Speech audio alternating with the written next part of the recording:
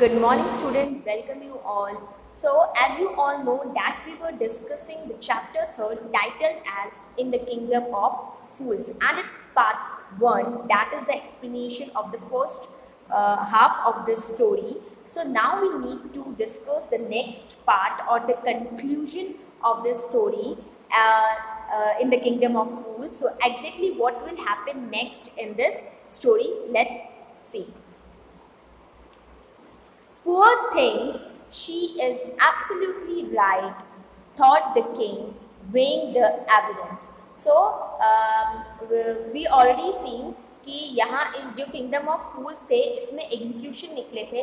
पहले first merchant था, after the death of the thief. Okay, so the first murderer according to the king was merchant, and the second one is the bricklayer, and the third one is the dancing girl. Now she said something.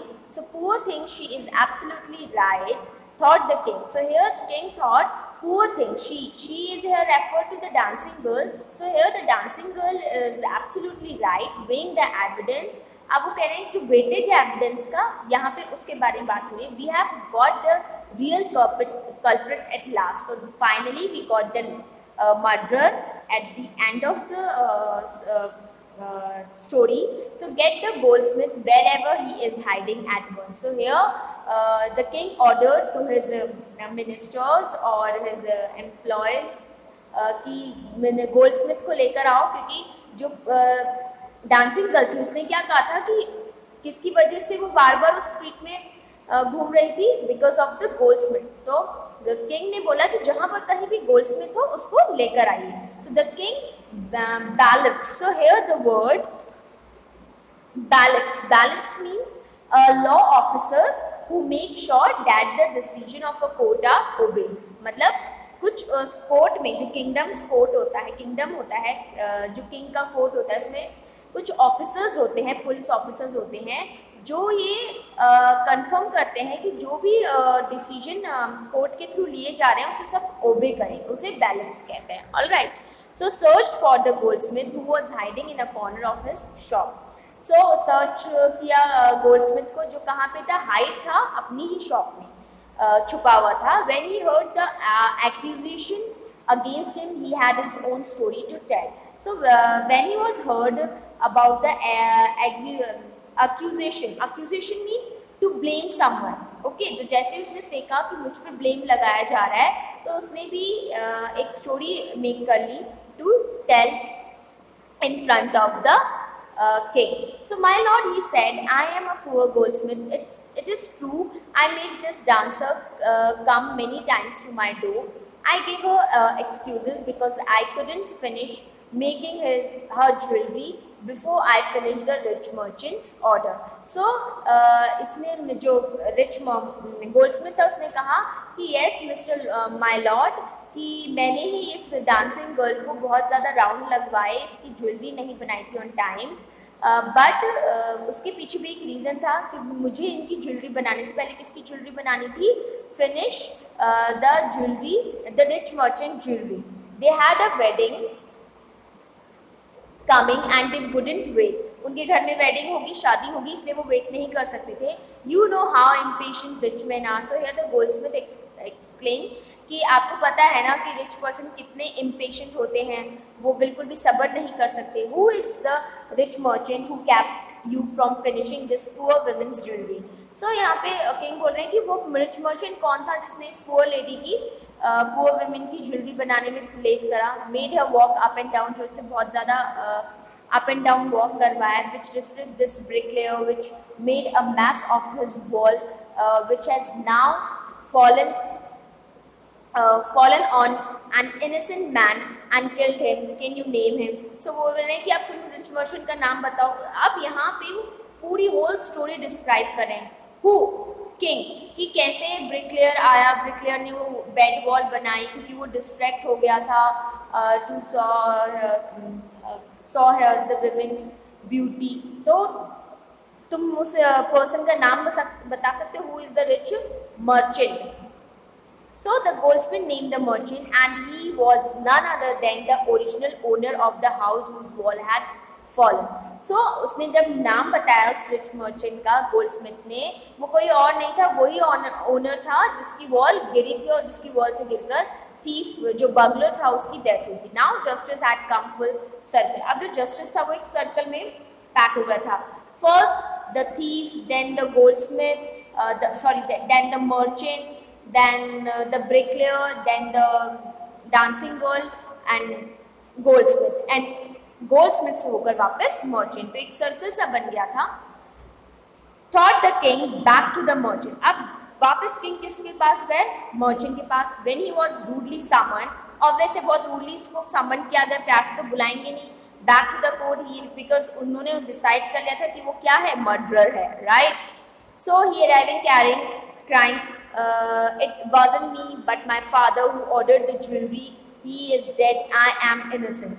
सो यहाँ पे जो merchant है वो बहुत ज़्यादा रो रहे थे, right. वो कह रहे थे it was not me, okay, he was, so it was my father who is guilty. So it was he who could be accuse to be guilty. कौन? उसके फादर.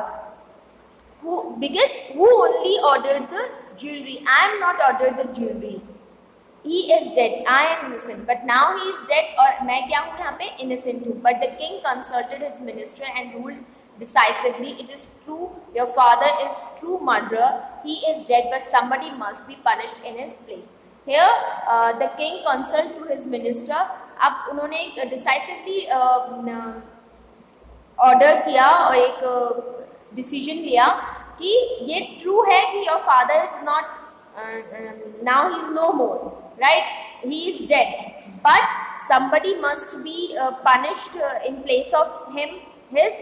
So अब किसी ना किसी को तो punishment मिलेगी. You have inherited everything from that criminal. अब देखो उनके फादर को criminal बना देगा, because वो है भी नहीं, he is no more, but still उन्हें criminal बना दिया गया. Father of yours, he riches as well as his sins. तो ये कह रहे हैं कि तुम्हारे फादर को तुम्हें inherited में सब चीज़ मिली होगी, ठीक है, riches as well as his riches or his sins, means उसके पाप भी तुम्हारे ही हुए. I knew at once, even when I first set eyes on you, that you were at the root of his horrible crime. You must die. मतलब ये यहाँ पे king कह रहे हैं कि मैं तो स्टार्टिंग में समझ गया था, मेरी आइज तुम पे थी, my eyes on you, कि you are the real culprit, you are the real murderer, or you must die.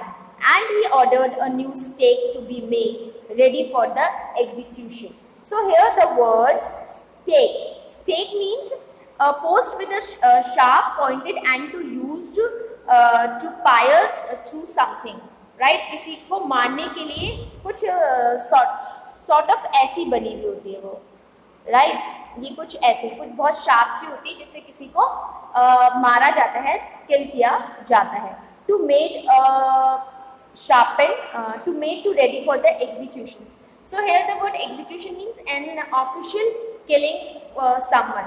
Officially किसी को मारे जाने के लिए execution word का use होता है. So यहाँ पे एक stake ready की गई, and as the servants sharpened the stake and got it ready for the final impaling of the criminal. So here the word impaling. Impaling means to push a sharp pointed post through something. मतलब बहुत sharp pointed किसी को मारने के लिए, right, impale करने के लिए. तो अब जो स्टेक था वो बिल्कुल रेडी हो चुका था, final impaling to the criminal. So it occurred to the minister that the rich merchant was somehow too thin to be properly executed on the stake. So अब यहाँ पे कहा जा रहा है कि उस प्रॉपरली स्टेक पे एग्जीक्यूटेड होने के लिए जो just a minute.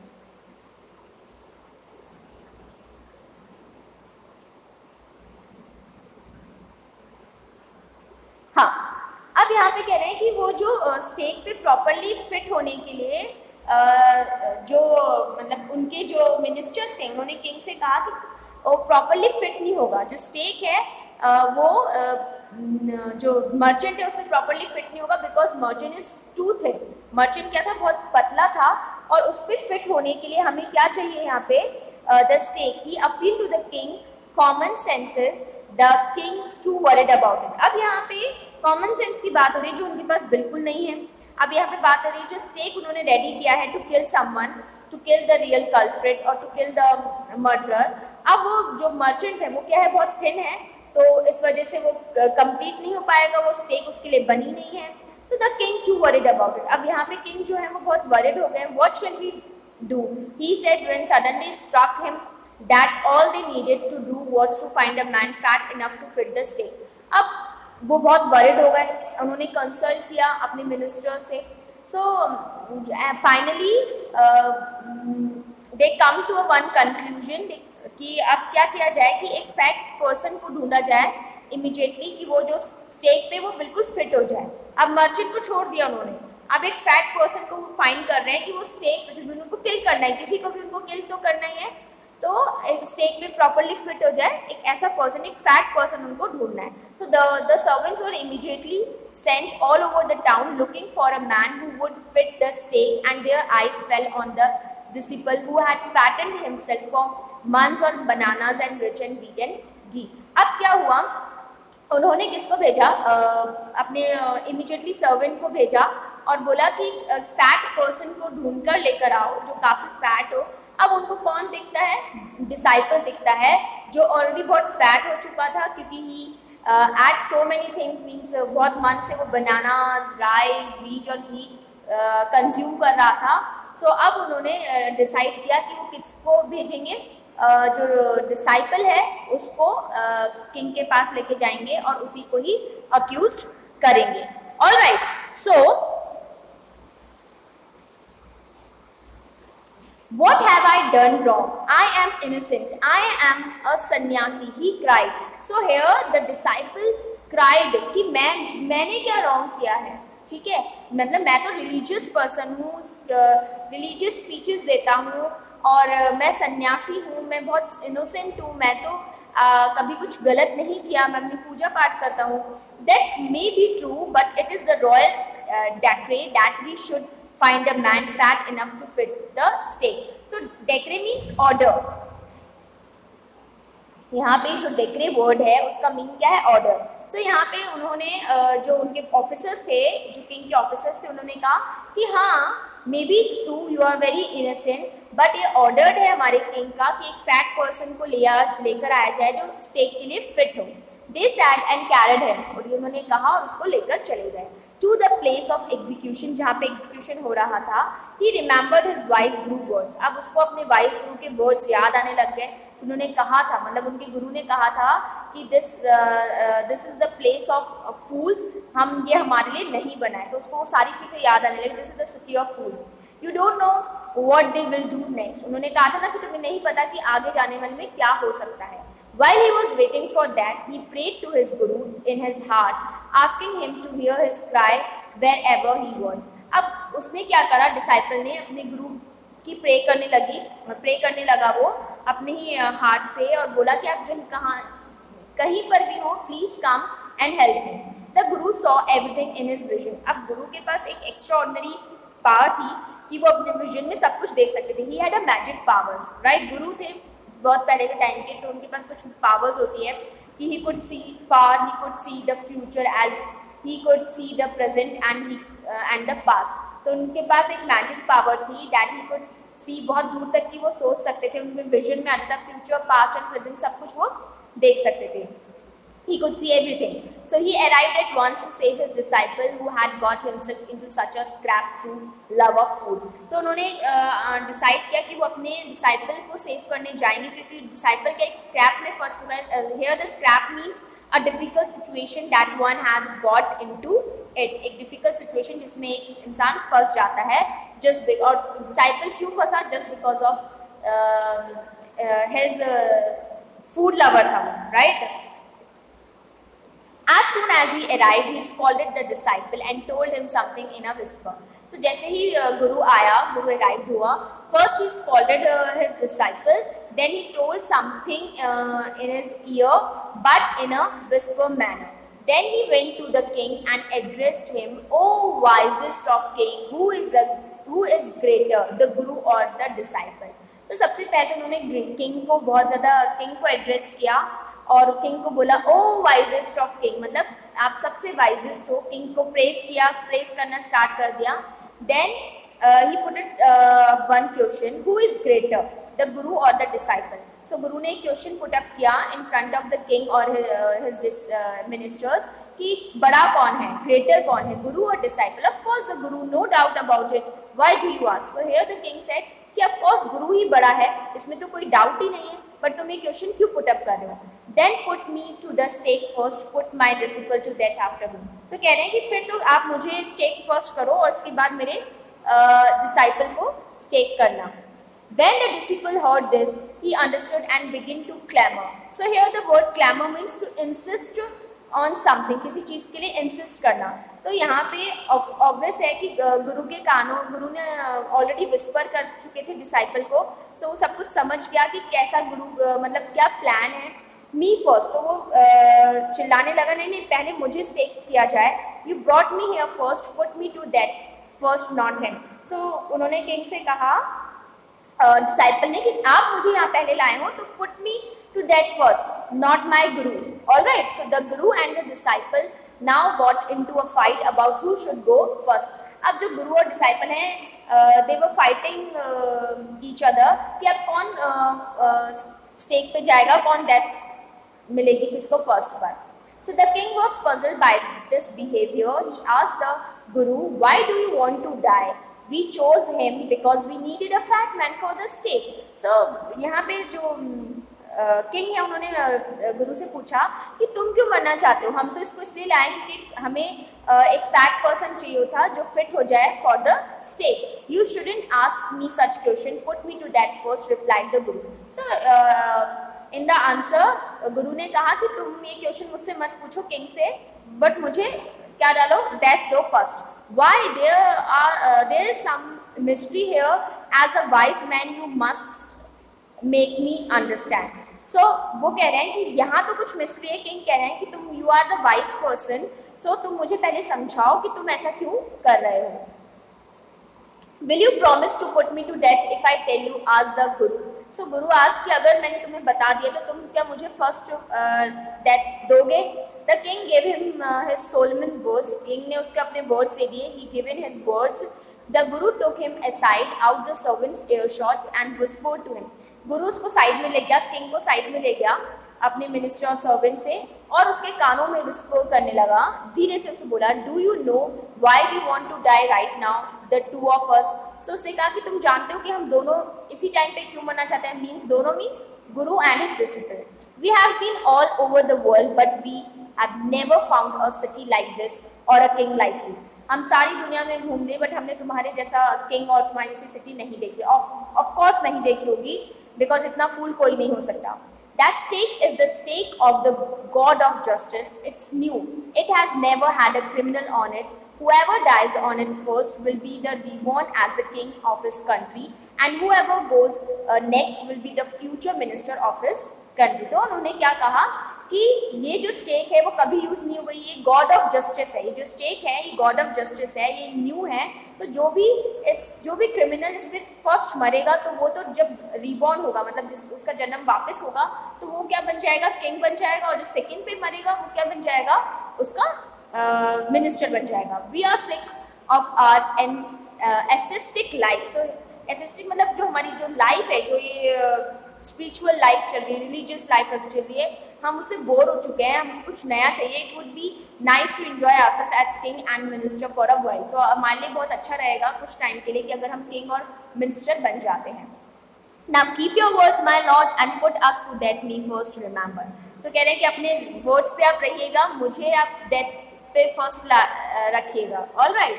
So the king, अब king तो फुल था। So the king was now thrown into deep thought. अब वो बहुत deep thought में चला गया। He didn't want to lose the kingdom to someone else in the next round of life.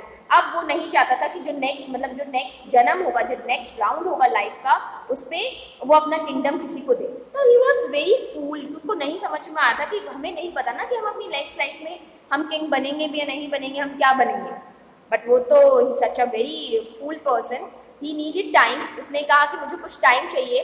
So he ordered the execution postpone to the next day and talked in secret with his minister. उसने postpone किया execution को और कुछ secret talk करने के लिए with his ministers. It's not right for us to give over the kingdom to others in the next life. Let's go on the stake ourselves and we will be reborn as king and the minister again. तो उसने उन्होंने क्या decision लिया कि ये सही नहीं है कि हम अपना किंग, हमारा किंगडम किसी और को दे दें इन नेक्स्ट लाइफ. सो हम ही क्या करते हैं, स्टेक पे चले जाते हैं और हम ही we will be reborn as king and the minister again. तो देखो कितने फूल थे वो, खुद ही स्टेक पे जाने को चाह रहे थे, खुद ही एग्जीक्यूट होना चाह रहे थे. Holy man do not tell lies, he said and the minister agreed. तो किंग ने कहा कि होली पर्सन जो है, जो रिलीजियस स्पीच देते हैं, वो कभी लाई नहीं बोलते हैं, मतलब झूठ नहीं बोलते हैं. मिनिस्टर भी इस बात पे एग्री हो जाता है. So he told the executioner, we will send the criminal tonight, when the first man comes to you put him the death first, then do the same to the second man. तो उन्होंने अपने एग्जीक्यूशनर्स को बोल दिया, अपने officers को बोल दिया कि हम आज रात को तुम्हारे पास क्रिमिनल भेजेंगे, जो फर्स्ट आता है उसे फर्स्ट डेथ देना, जो सेकंड आता है उसे सेकंड पर देना. Right, those are my orders, don't make any mistake. तो ये मेरे ऑर्डर्स हैं, इसमें कोई मिस्टेक नहीं होनी चाहिए. ये किंग ने अपने ऑफिसर्स को ऑलरेडी बोल दिया. That night the king and his minister went secretly to the prison, release the Guru and the disciple, disguised themselves as the two and the attendants arranged beforehand with royal servants were taken to the stake and promptly executed. अब क्या हुआ, उन्होंने खुद का outer appearance change किया, वो गुरु और disciple के जैसे बनकर और चले गए और खुद को ही स्टेक पे मतलब एग्जीक्यूट करवा लिया. Now when the bodies were taken down to be thrown to the crows and vultures, to the people panic. अब क्या होता है, जैसे जो डेड बॉडी होती है उनके, तो वो क्रोज और वर्चर्स यानी चील और कौओं को खाने के लिए चले जाती है. जैसे ही वो डेड बॉडीज जो पीपल थे उस किंगडम की उन्होंने देखी, तो they all were panic. Why they all were panic? They saw before them the dead bodies of the king and the minister, because they saw the dead bodies of their king and the minister. Obvious है क्योंकि उनको डरना था. The city was in confusion. अब पूरी city किसमें थी? Confusion में थी. ऑल नाइट दे मॉर्न मतलब पूरी रात को बहुत उदास रहे, उन्होंने शोक मनाया. And discuss the future of the kingdom. अब वो डिस्कस करने लगे कि अब हमारे किंगडम का फ्यूचर क्या होगा. Some people suddenly thought of the Guru and the disciple and caught up with them as they were preparing to leave. अब जैसे ही वो एक पर्सन को याद आया कि चलो वो गुरु और डिसाइपल थे, उनको पकड़ा जाए, और जैसे ही वो सिटी को छोड़ने वाले थे उससे पहले उनको पकड़ लिया गया. Down unnoticed, we people need a king and a minister, said someone. किसी ने कहा कि हमें हमारी कंट्री के लिए, हमारे किंगडम के लिए क्या चाहिए? एक किंग चाहिए, एक मिनिस्टर चाहिए. अदर एग्रीड, सब लोग ने एग्रीड किया. They back the Guru and the disciple to be their king and the minister. So they all back to the Guru and the disciple कि आप ही हमारे क्या बन जाओ? किंग और मिनिस्टर बन जाओ. It didn't take many arguments to pursue the disciple, but it took longer to pursue the guru. अब क्या हुआ, डिसाइपल को कोई प्रॉब्लम नहीं थी मिनिस्टर बनने में, बट किसमें टाइम लगा, किसको मनाने में टाइम लगा? गुरु को, बिकॉज गुरु एग्री नहीं हो रहे थे. They finally agree to the rule of the kingdom of foolish and king and the silly minister on the condition that they could change all the old laws. अब वो finally they all agreed, और वो जो disciple था और जो king थे वो भी गुरु थे, वो एग्री हो गए क्या बनने के लिए? किंग और मिनिस्टर. बट उनकी एक शर्त थी कि जो भी लॉज थे, ओल्ड लॉज थे, वो सब अब चेंज हो गए. From then on night would again भी night and the day would again भी डे. और जब से वो किंगडम उन्होंने संभाला, जो नाइट थी वो नाइट में कन्वर्ट हो गई और जो डे था वो वापस डे बन गया. And you could get nothing for a duddu. अब उन्होंने डिसाइड किया कि तुम्हें एक डुडू में कुछ भी नहीं मिलेगा. It became like any other place. जैसे ही सारे प्लेसेस पे होता है वैसे ही यहाँ पे होगा. So finally with this we come to an end. So I hope you like this story, you all like this story. And this story is written by A.K. Ramanujan and this is a Kannada folk tale. Folk tale is a story जो बहुत पुरानी story होती है, right? So till then, thank you and take care.